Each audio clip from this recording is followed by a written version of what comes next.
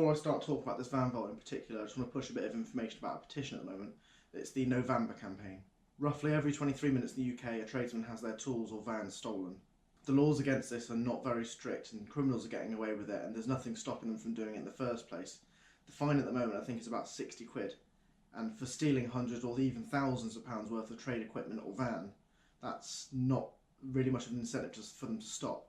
This petition and campaign is to help push tougher sentences against criminals who either steal tools, vans, or sell on second-hand tools which are more than likely stolen. I'll put the link in the description down below. You don't have to be a tradesman or a builder. Anyone, as long as you're from the UK, you can sign this petition.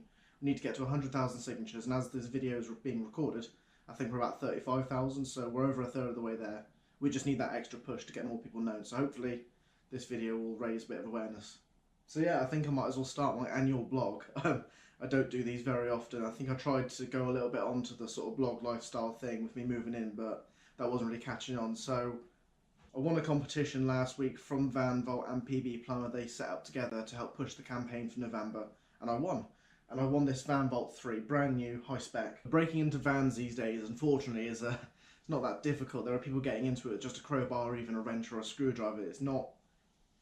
The designs of the vans are getting a little bit, loose. There's nothing really stopping people from breaking into vans, but the last line of defence that we have is a safeguard vault like this. Almost entirely made out of steel. It's fabricated to basically withstand any impact damage, any cuts. It's really reinforced in certain sections that might have been weak points. But this is something you can put in the back of your van, you can take it on site, you can leave it at home. If it's somewhere where your tools are going to be, you know they're going to be safe under lock and keep. There's a very slim chance someone can break into one of these, and if they do, they've got to make a lot of noise. So 3 o'clock in the morning with an angle grinder, it's going to wake someone up, and it's going to take them about half an hour to get into it. I have seen a video before of, I'll put the link in the description, I can't remember the name, but if you find the name, the phone is here. So there was a video from 2012, so 6 years ago, on Pro Trade Mag's YouTube channel. That's the guys there. I watched this a few years ago, so I've got that exact same vault in the back of my van already, and that's protecting my tools during the day and night.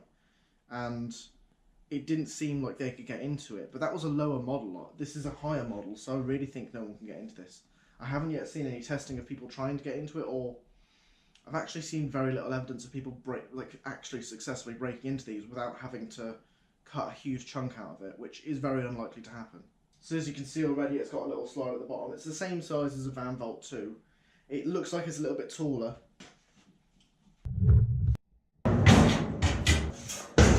From the bottom of the unit to the top is about 530mm, and the length on the lid, which is the widest bit, is 922 or just over 3 feet, with a depth of 557, 22 inches. So the key looks like a new style of key. I've got the old style here. The new key is actually, I think it's a dimple key. I don't know what the term for it is, but it's a nice design feature there by Van Vault. It does have some lifting handles on the side that do fit flush with the body. The locks themselves come with the same key. You get 3 keys per lock, so you get 6 keys in total.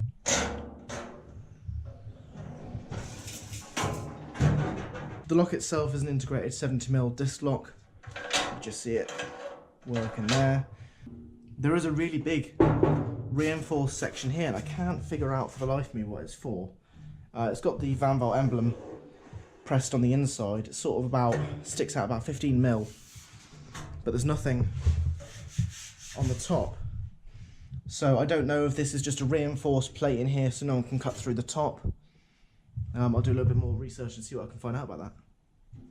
It does have a lid stay catch. Now these are notorious for snapping, but this one in particular, it looks a little bit more heavy duty. But what usually happens, I think, is from people with their apprentices, they're trying to close the lid and they think that this is like a piston, like you have to put pressure underneath it.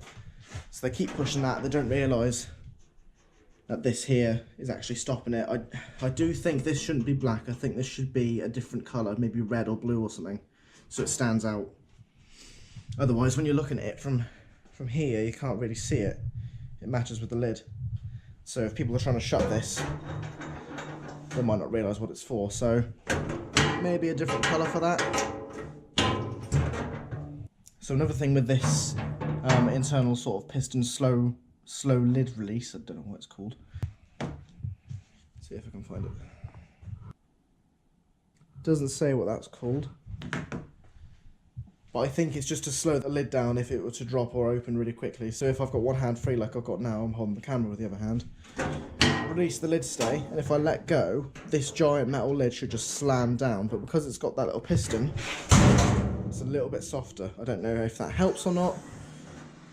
But it does resist when you lift it, but it seems to not resist when you close it. I can actually hear something inside here now. When I'm moving the lid, you can hear something moving inside that box.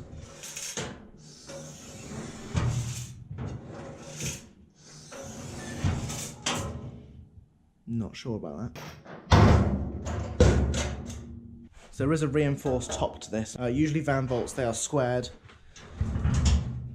Usually they're squared off like they are on the back, but on here it's got the angle with the reinforced plate, and I'm assuming that is so you can't cut into the lock or cut a corner out or something.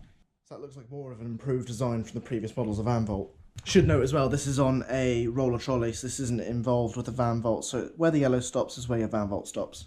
With the drawer on the front, this is a flush design drawer. There's very little access for any crowbars or any way of jimmying it. Again, same key system, same lock. Internal access. This looks like the exact same lock. You can change these as well if you need to. Straight away inside we've got a foam padding. This just looks like 2mm soft foam, just to stop things rolling around and clunking. It is a pretty spacious drawer. About 135mm of clearance height. And about 857, just over 33.5 inches. There's quite a lot of space inside this drawer. I'll use it for sort of bit sets, boxes of screws, or any flat tools that are thin enough to fit in the space. This is really ideal for sort of small tools that you'll grab now and again, because with the solid box where it's all just one unit, it's quite difficult to get stuff because it always falls to the bottom.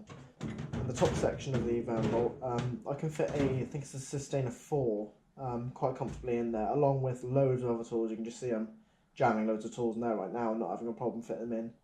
I don't tend to use toolboxes because it takes up a lot of space, so having individual tools just sat there, you've got plenty of room.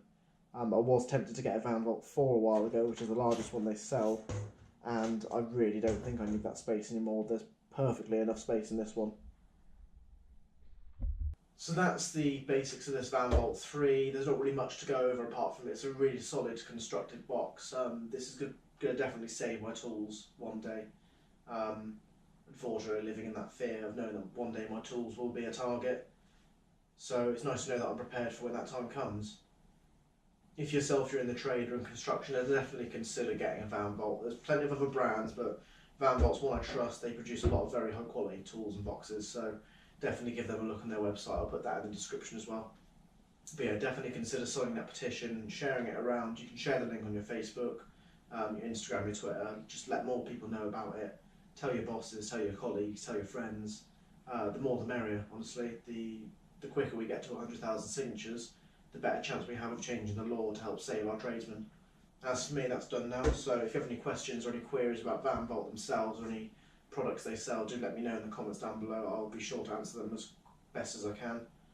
But yeah, see you next time.